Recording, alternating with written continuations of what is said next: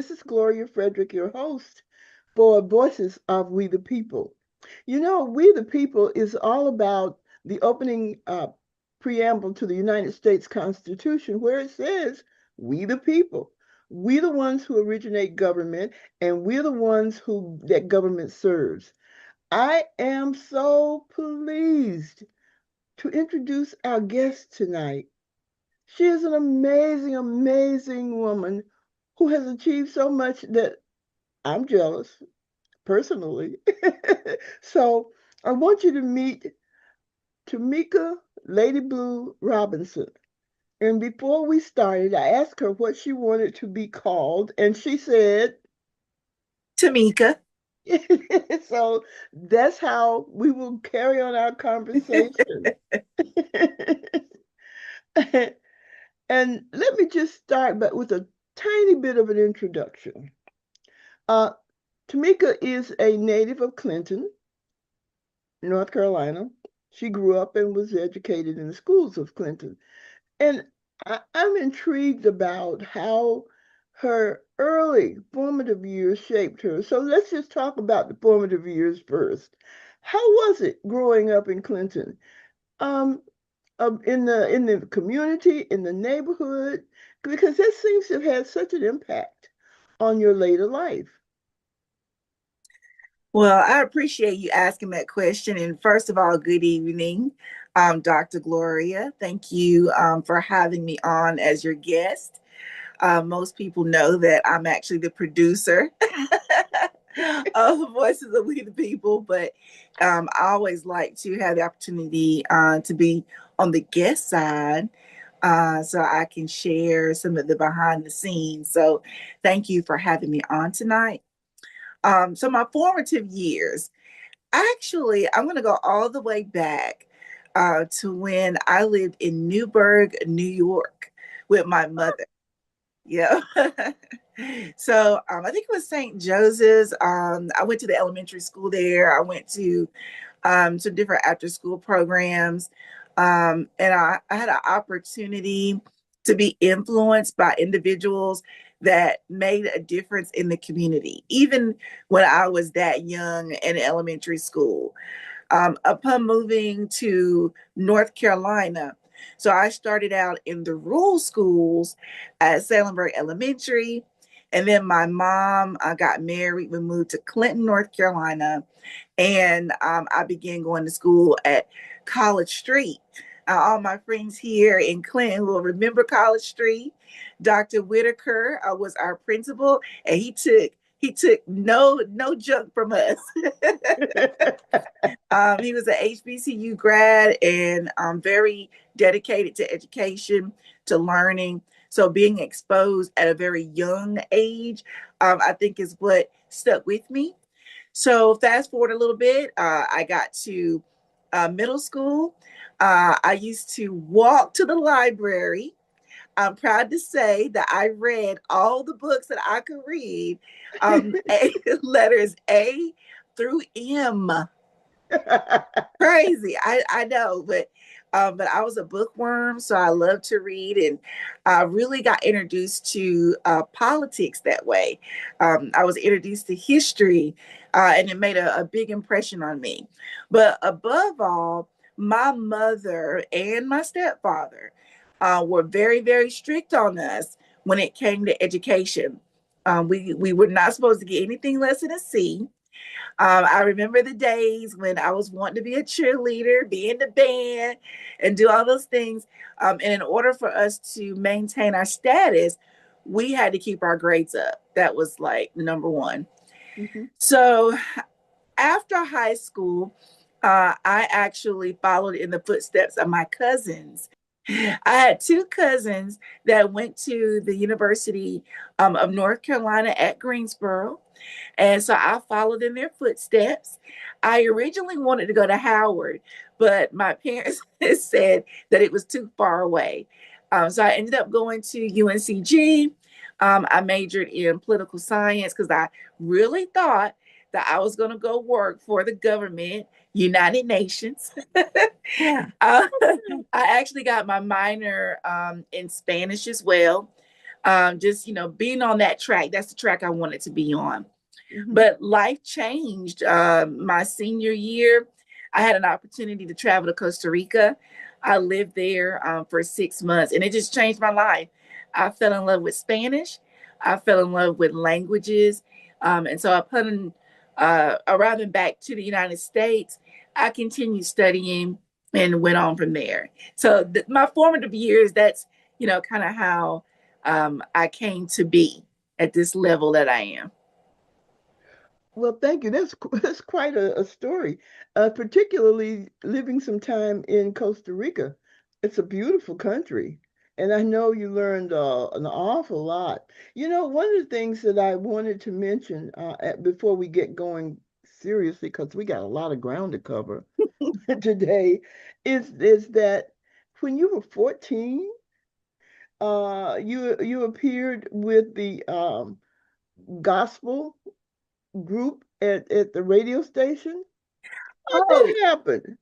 well, I wasn't 14. That was in 2014. Oh, thank you. Yeah, I was older. My mentor, Michael Boykin, well, he's actually Pastor Michael Boykin now. He is the Prince of Gospel. That is his moniker. And at the time, I was the Democratic Party chairwoman. So I've been chairwoman twice. So I would go on to the show and I would talk about the political scene and things that were going on in our community. And he just, grew to really like the way my voice, the way I sounded on the air, how I spoke live. So he invited me to come on board as an actual DJ on the Prince of Oh, Gospel show. So that's how I got my start in radio. And I stayed with the Prince of Gospel show, I think I'm a little over 2 years before I branched out on my own and started my own network. And that's where I got my name from. So my radio name was Lady Blue, or is Lady Blue, I should say. And with the Prince of Gospel show, they not only were on the airways, they were also on television. So we broadcast every Sunday into thousands of homes across our area. So that's how people really got to know me, and that's why they call me Lady Blue. what's amazing about that story is that basically you were still a young person in radio and then in television, and you had you gone to college at that point? Yes, I had already finished school. So Okay. I actually went to UNCG from 95 to 99. And I didn't start to the radio station until much later. Yeah. Well, what's interesting is that there's an intersection between your education, what you studied, and your track of being in the arts. And so I'm wondering how you managed to weave those two things together, because they both seem to have impacted what you're doing. Being a committee woman is no is a real accomplishment, and at the same time, you're continuing to perform and to do the work of being a CEO. I had to let that sink in when I met you. I said, she's a CEO. But anyway, CEO and founder of 810 Studios. So I'm wondering how you managed to put those things together. Well, okay, the common denominator is education. That's number one. Number two is the ability and the opportunity to give voice to the people. Your podcast is called Voices of We the People. Well, when I started 18 Studios, my goal was to give voice to the community, to the people, to content creators. And that is a form of education. Now, the art piece is because I love to create. I love to design. And when I say create and design, I mean actually think of shows, think of different events that we can do in the community to educate folks. So I combine both my education and my love of arts as a way for me to support my community. There's so many people here with a voice. They sing, they dance, they educate others, and they needed a platform. And our local television station, it was kind of difficult at the time to get in there. So I said, if God ever gave me the opportunity to have a studio, I was going to create one. And I was going to have a studio of my own. Hmm. So Hmm. that's how this actually came about. And that's how 18 Studios really intersects with my education. Can you talk a little bit about the spark, the spark that keeps you going as you're creating? I remember talking to you about what you had done in New York, which was flabbergasting to me. I'm kind of local. And what you were doing in was it Fashion Week and all like that. And I'm thinking, how in the world did she get from North Carolina to New York in Fashion Week? So maybe you can tell me how that happened. A lot of people they wonder about that very thing. They ask questions about it. So that's a great question to answer. My stepfather always taught us. There was three girls. Okay, so I have two sisters, and then I have another sister, and a brother by my real father. That I have my stepdad. But the three girls that grew up, in the house, with my stepdad, he taught us to dream big, to never think that anything was out of our reach. So for me, when I look at the world, everything that I had a chance to experience, living in Costa Rica, traveling, I wanted to bring those experiences back to Clinton, North Carolina, to the young people here, individuals that may have never been exposed, to the fashion world on that level. Haute couture is what they call it. I wanted to bring that back here, to my community. But what it also did was it opened up the door. Once I began to have the events here, become immersed in, to those activities and to those communities, um, the doors open, as I can say. I've been able to go to the Stellar Awards and record Wow. on the red carpet. We also have been able to go to BET Awards in California to record and present on the red carpet. I've been a number of places, and New York Fashion Week was on the list. Grammys is next, so we have some goals. We have goals, for ourselves here. But we have the opportunity, I think, just by the sheer fact that we're giving our community the opportunity. So as they ascend and rise up, we get to go along with them. So, Oh I think yeah. it's just all in fun and creating those moments. I guess I call them very like historic moments for myself and for my community, and that's how I think that's how we got there. Not that we went looking. We started local first, and then the doors opened for us, and we were able to be a part of it. You mentioned that you support independent artists in the area. Mhm. How did you decide to do that as one of the emphasis of what you do? I'm going to take you all the way back to UNCG, Greensboro, North Carolina, is where it started. There was a lady there. Her name was June Valdez. She's passed away. She gave me my very first job out of college, and that was as a program director with the Black Child Institute of Greensboro. It's a huge, organization across the country I've heard of it. that helps children by providing tutoring after school.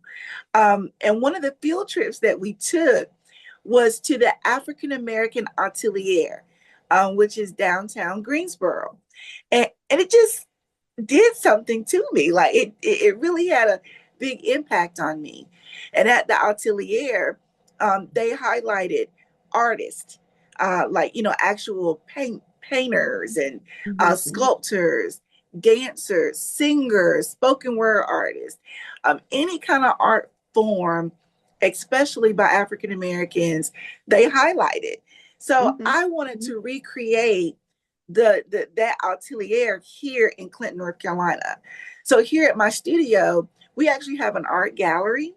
So we have Hmm. art today by African American artists from the Sampson County, Duplin County area, but we also give musicians, singers, an opportunity to be signed and have their work published. So 18 Studios is a network, but we also own a publishing company. So we help those artists get their music out to the world, basically. And I provide not only, and I shouldn't say 18 Studios provides not only the Big Top Couture fashion design competition, we also provide the Breeze Music Festival, which focuses on independent artists.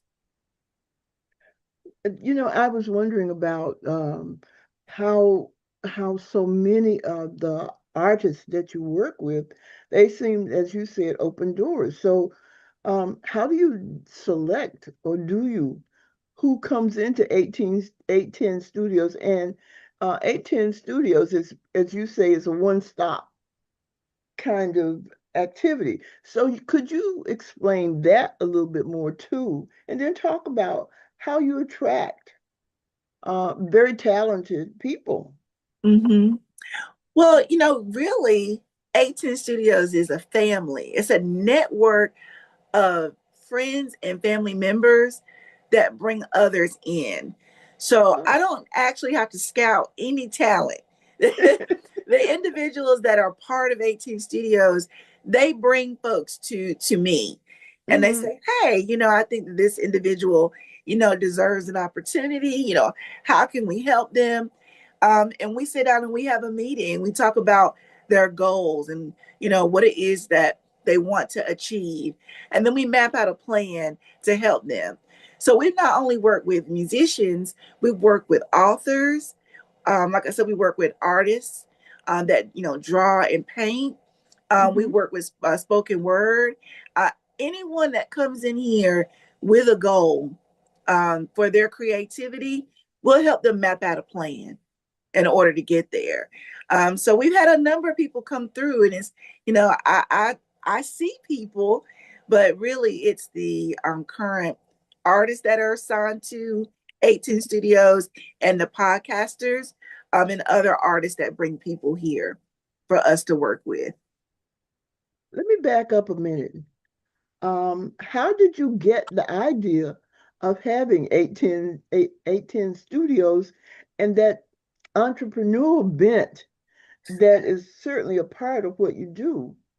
Because you are an entrepreneur. You know, I wonder like where it really got started. I still personally don't know for sure, but I work for a company out of Wallace, North Carolina, the Murphy family.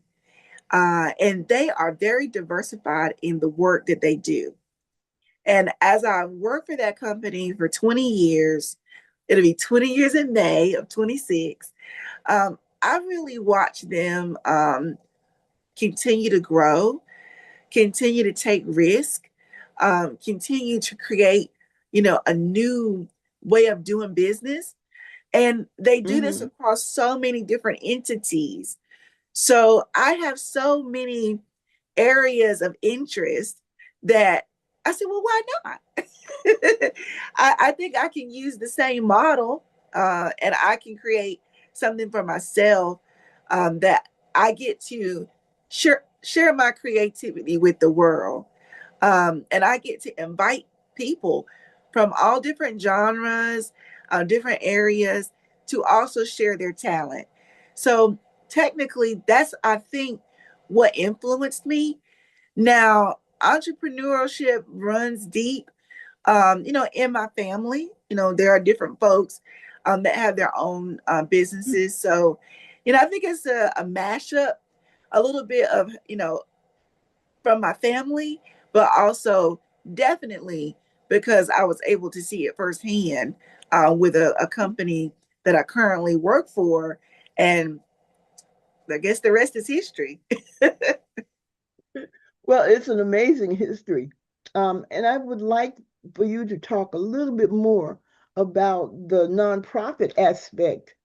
And I'm not sure if 810 Studios has the same name or if it has another name, but Mhm. there is a nonprofit aspect of what you do as well. True. So my very first business, it's called Blue World LLC. That is the nonprofit and business consulting and management company that I started way back in 2001. And since Wow. 2001, I've been able to help nonprofits and businesses alike. I think we've raised a little over $350,000 so far Hmm. in funding. So, what I do is I consult in the areas of fund development. I assist them with identifying funding, writing proposals, pitch decks, going to the meetings, making presentations, also educating their board. And I've been doing this for many, many years now. And a lot of my clients have been very successful. I'm very proud of the work that they do. So the nonprofit aspect is my first love because I started out at Black Child Development Institute, which is a nonprofit. And I Uh-huh. saw the executive director, how hard she worked, and she made us write. So we actually had to write our own proposals to fund our programming. And so we were able to expand through the work that we did. We expanded our after school tutoring from the Hmm. schools all the way to, private organizations, groups across the Guilford County area. So I learned from her firsthand. And then we had to write a huge grant. I think it's called AmeriCorps. You probably heard of that. Sure. Yeah, so we had to all work on that. So it was like my first foray into a major funding opportunity. And I just fell Hmm. in love with it. And so I write consistently over the years. And I'm looking forward to doing more of that a little bit later, in my life after retirement. So, yeah, that's like my first love, something that I love to do. And I just love to see organizations grow and gain the funding that they need so they can continue to help the community. One of the things that impresses me about your work and about you is is how you really support people and individuals and organizations, and you don't know how rare that is, but it really is. And it's something that I really applaud you for. I'm wondering how, in your nonprofit segment, how you how folks find you, how your clients find you, and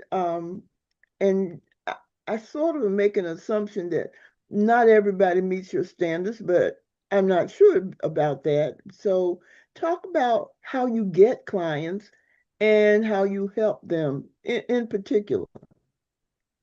Well, you're exactly right. I am kind of selective. I'm more selective now than I was when I first started. Of course, of course. I think I had one or two situations where the clients were preparing to be funded. I mean, these were big funding opportunities, and I found out one client didn't have their 501(c)(3), Oh my. like the Oh dear. federal. So actually, those experiences helped me to create a process by which, if you have an idea, I will help you to, take it from idea to reality. We will Mm-hmm. do all the necessary paperwork. We'll guide you through it, and we will get you your 501(c)(3). Now, if you stick around and do fund development, we can do that with you as well.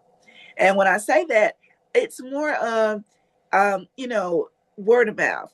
So I'm not advertising every day, you know, that I'm a grant writer or that I do fund development. I actually, it's just word of mouth. You know, each group that I work with, they refer me to someone else. And then that's how I get new And that's clients. the best kind. Yeah, and I Yeah. have clients all over Baltimore, I guess it's Maryland, Boston, Florida, Georgia, North Carolina, Texas. They're all over, and it's all word of mouth. And each one is a little bit different, you know, and what they need. So I'm just happy to be able to provide that service to them. And I do take my time now and do my due diligence because it does take a lot of, you know, energy to get a nonprofit off the ground, get it funded, and set them up for, you know, longevity. Yeah.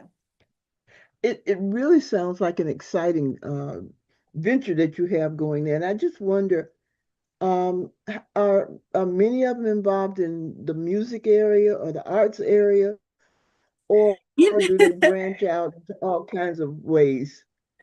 It's all kinds of ways. Actually, most of my nonprofits, they deal with mentorship, homeless, Mm-hmm.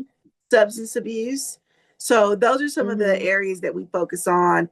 I have one that deals with pregnant teens, one that actually helps folks get funded to buy a house. So Oh, it runs the gamut. I am thinking about, well, I'm not thinking about it. I will be starting a nonprofit for 18 studios because of the type of work we do in the area of the arts. There's enough funding to support us having our own nonprofit here so that we can help more artists, you know, help them to be able to get their work seen and heard. So that's coming up very shortly in the future. But most of my groups right now really work, they're more community based.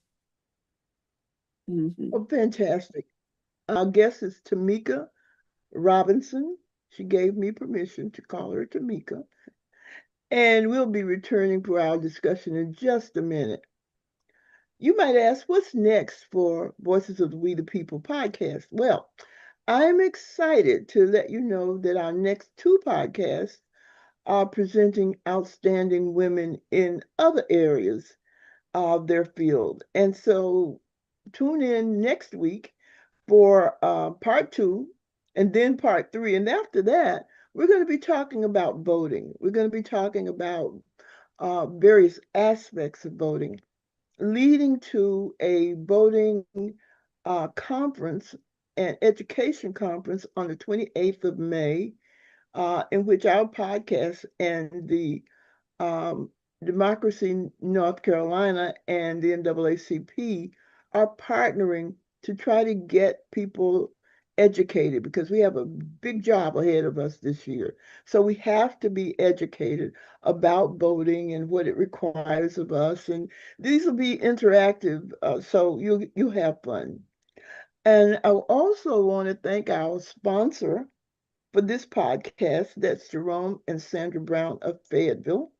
And I invite you to be a sponsor, and you can make a donation as well. Just go to our website, voiceofwethepeople.com, and you can just do that. And you can also tell us what you think about our broadcast.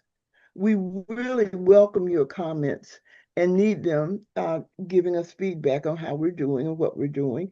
And also, you might have some ideas about guests for our podcast. We would like that very much.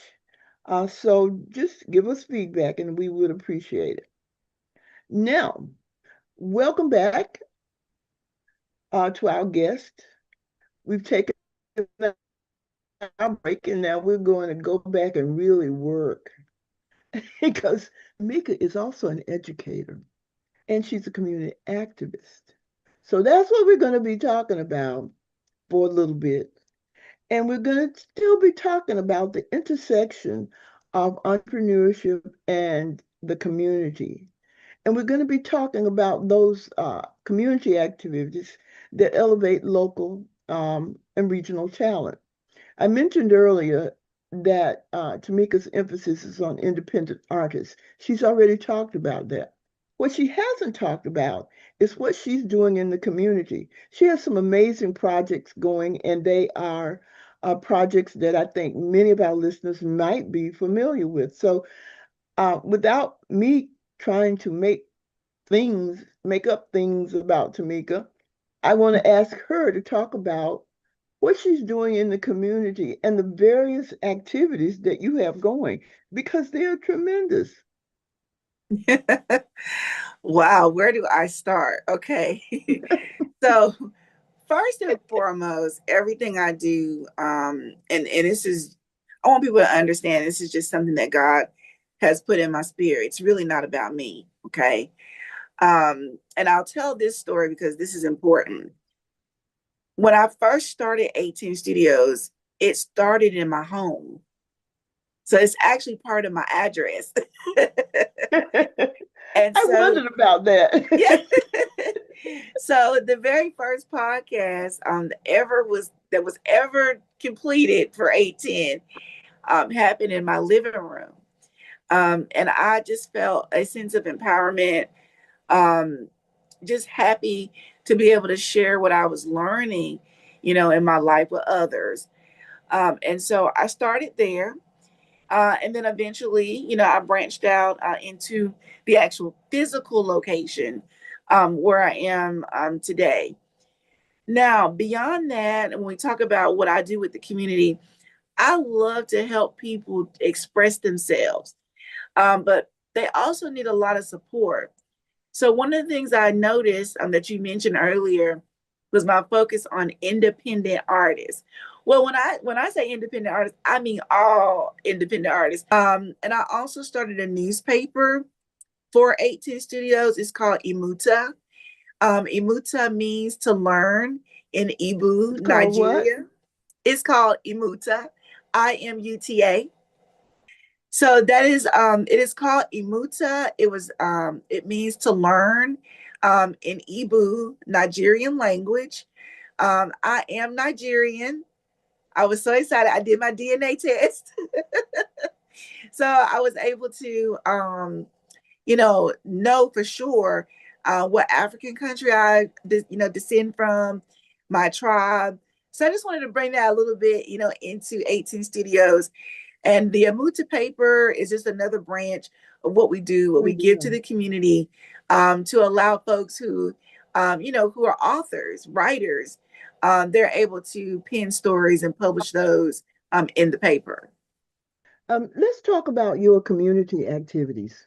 Um, I know that you are the uh, Democratic Committee woman for Sampson County, but you're so much more than that. But talk about that first. How did that come about? And then I know that Woo. you're involved in other areas, not just the Democratic Party, but other areas of politics in your community and things that you do in the community. So could you talk about that a little bit? hmm Okay, so we have to go all the way back, I think, to like 2006, maybe somewhere in there. But I became a member of the Sampson County Democratic Party under the leadership of Miss Barbara Faison. You may know that name. She was the National Democratic Women's president. She basically showed me, the ropes of, being a part of the party, working, as a volunteer, putting out signs, making phone calls. And so that's where I got my interest in actually working with the party. Now, because I do pretty good with organization, after some time, I was elected my first term as a Democratic Party chairwoman. I served until 2014, and then after I got married, I stepped down and I took a break. But now I am back. I was reelected in 2025 to lead the party again. So how And long did you serve before you took a break? I think it was like 5 years. It was around 5 years total that I Okay. served. All right. And so from there, my main goal with the Democratic Party is to ensure that folks are educated about voting and and their right to vote, what that means. So I have a focus Mhm. on getting out the vote every election period. So when I look at the community activities that I get into, it's more about education. I like to have trainings. I like to have meetings of all my precincts, train them, making sure they're giving information, to the members of their areas so we can turn out the vote. That's the most important thing. That's our job. But then also keeping everybody up to breast Yeah. of what's going on with the government Hmm. and what we have to keep in mind when it comes to being able, I think, to function and thrive, especially in our current political scene. You got to have patience. You have to research, and you also have to educate one another and help each other get to the poll. So that's the kind of activity that I currently am focused on with the Democratic Party of Sampson County. We are the largest county. We're over 100 miles, I think, north to south. So it takes a lot of energy to get across this county and do the work that we do. Really? Yes, it's huge. Yeah. um, but the other thing I think as well, I that I go ahead. Sorry. I was not aware that Sampson County was so large.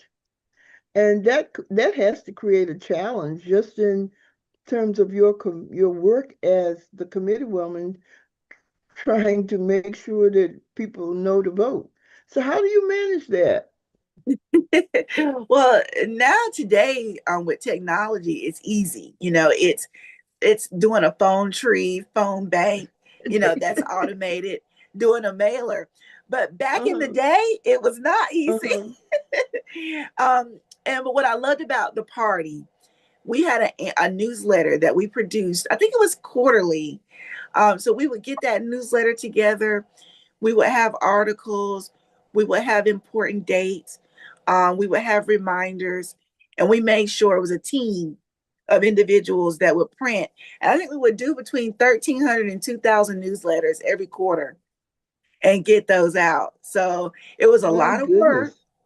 That's how we were able to, keep the relationship, with our constituents, also educate them, and a lot of visiting too. I mean, a lot of church visits, a lot of programs. We were always working out in the community. Now we do the same things today, but it's not as labor intensive. Once I create the newsletter, I could just send it using a delivery service, and it doesn't even require anybody to do any work or email. So it is much easier It's today. not as labor intensive? Oh, No, no. okay. Talk about your co-chairship of the International Black English Language Professionals Group. That's got to be Oh, pretty exciting. yeah, it is. I really enjoy working with what we call Bell Path. That's the short name for it. But the group originated with the TESOL You call it International. what? The group originated, well, Uh-huh. it's called Bell Path, Okay. and it originated with TESOL, which is Teachers of English to Okay. Students of Okay. Other Languages. I'm a licensed ESL teacher. I taught in the public schools for 6 years, but I currently actually create English for specific purposes courses for the company that I work for. So that's one of my main jobs is ensuring that our international employees learn English so they can communicate. And so I've been doing that, for a couple of years, and I started going to the TESOL conference, I don't know, maybe like 2010, back in like 2010. And I met a group of Black ladies. Mhm. They call themselves the Africa diaspora. That's the term that they use to represent themselves. And Mhm. I met them, and Uh-huh. these were Black English language professionals from all over the world. And so Oh, wow. every conference, they get together and they have a dinner. We also do a short meeting, to educate other minorities about the program, about the issues of teaching English in communities across the globe. So I think it was maybe 2020, somewhere in there, where I accepted the co-chair position, and I've been in that role for a number of years. And so we actually develop programs. We work together with other teaching groups to provide education, presentations, and every year we have our own Black English language professionals symposium. And the reason why that's important is because we are a precursor to the International TESOL Association presentations. So folks Hmm. come, they make presentations at our symposium. They get practice of being in a adjudicated presentation format, and then they're able to Hmm. go on and present in other places. So we have anywhere from 200 to 500 attendees every year at our symposium, and it's global international, so anyone can join.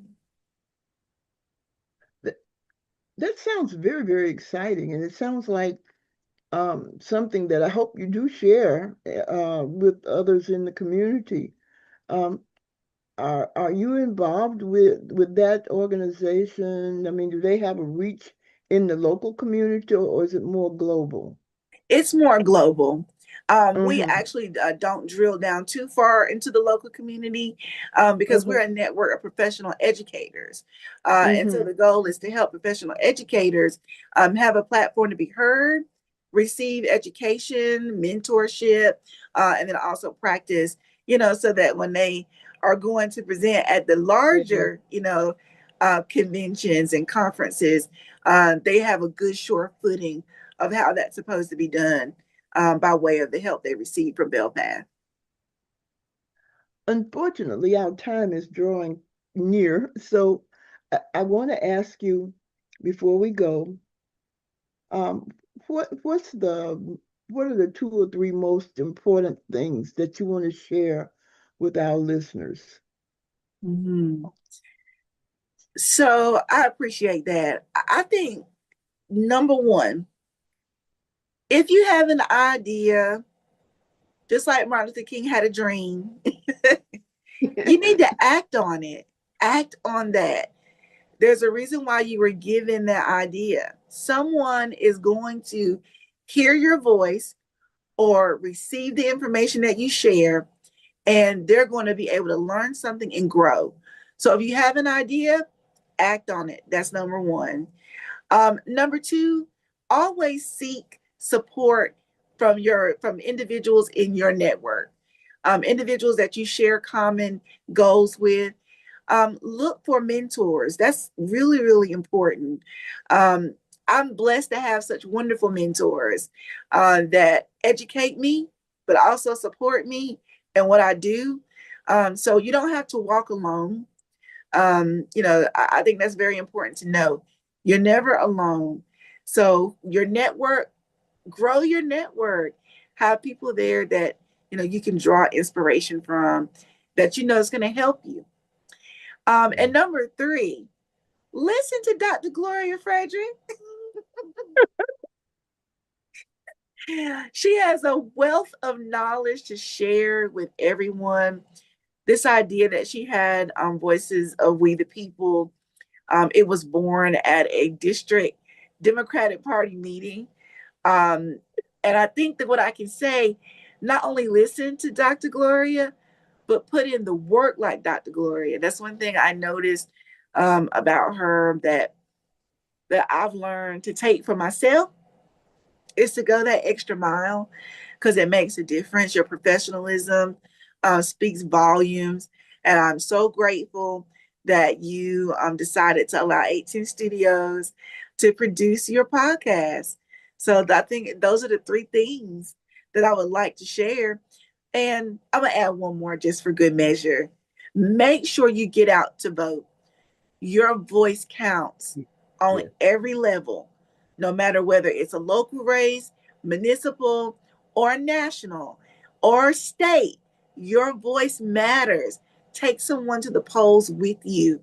Don't leave anybody behind, because as a community, That's we right. need to support ourselves so that we have the right representation. That's what I would like to share. Thank you. I would like to share too. And what I'd like to share, we didn't talk as much about leadership as I would have liked because Tamika's leadership style is just amazing. I personally have benefited from that amazing leadership style. As she mentioned, we met at a Democratic convention, and where I was the minority representative trying to figure out how I would represent or get in touch with minorities. And I came up with the idea of podcasting, but I had no clue about podcasting and what you do and any of that.